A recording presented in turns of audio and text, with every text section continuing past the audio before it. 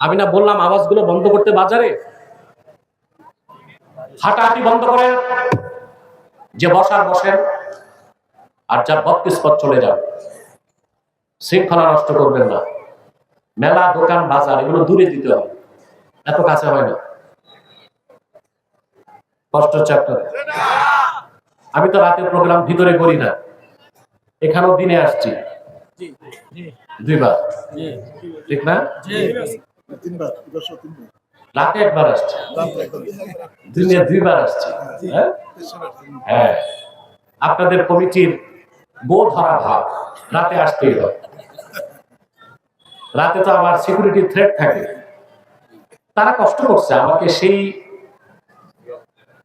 দাউদকান্দি থেকে নিয়ে এসেছে, আলহামদুলিল্লাহ কমিটমেন্ট রক্ষা করছে। যাওয়ার সময় কি করে জানি না।